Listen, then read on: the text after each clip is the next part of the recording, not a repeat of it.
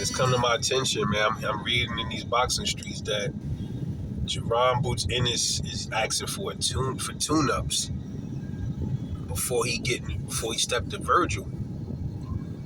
Do I know this person? Do I know that nigga? Thought I knew him. But, Jaron Boots Ennis is saying Boots is saying that this is what we're hearing.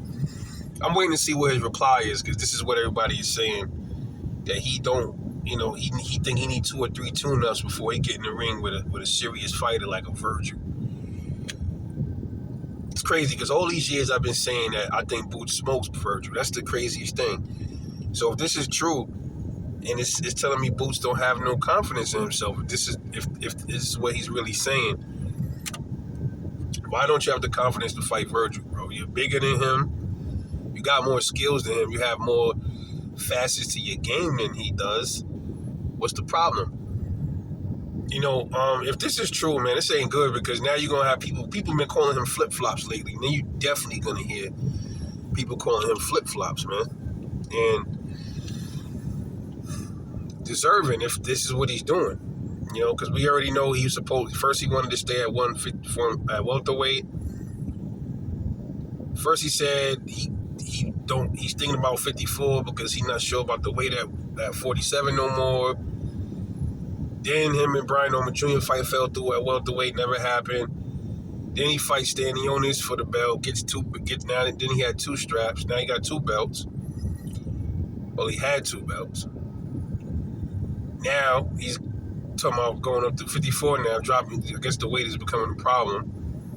And now they're saying he's talking about tune-ups. And one can argue that Jaron Ennis has had a whole plate of tune-ups during his boxing run so far. There's no more tune-ups, brother. Tune-up time is over. Now, that's one thing I will always respect that about Errol Spence. He always said, I don't need no tune-ups. Even though I don't agree with that, because I don't think nothing is wrong with having a tune-up, but I always respected Errol Spence when he said that I don't fight tune-ups. I get it. That's his thing. Nothing wrong. I don't laugh at people for taking tune-ups.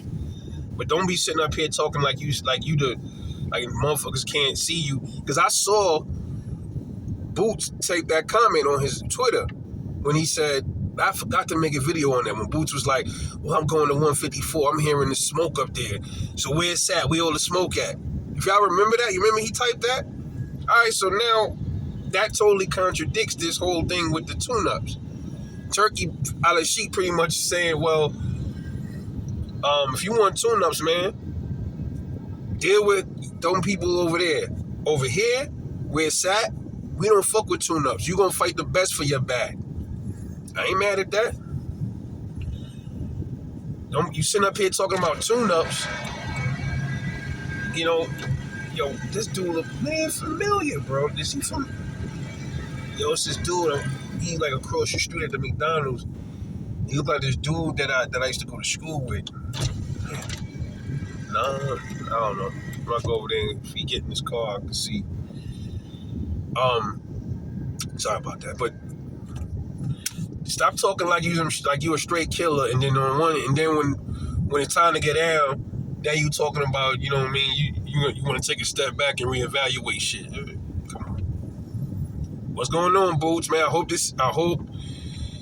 know, man. I ain't hear him say it out his mouth, so I can't really say he actually said that, but it looked like Turkey Al-Sheikh is confirming that. You know what I mean? I don't know if Turkey ain't got no reason to really lie. So, damn. Hey, Boots, man, you got to come out and say something, brother. Come on now. The boxing world's waiting to see what you got to say, man. Just my take. I don't know what you think. It's Rebel Life Boxing, man. I'll catch y'all in the next one.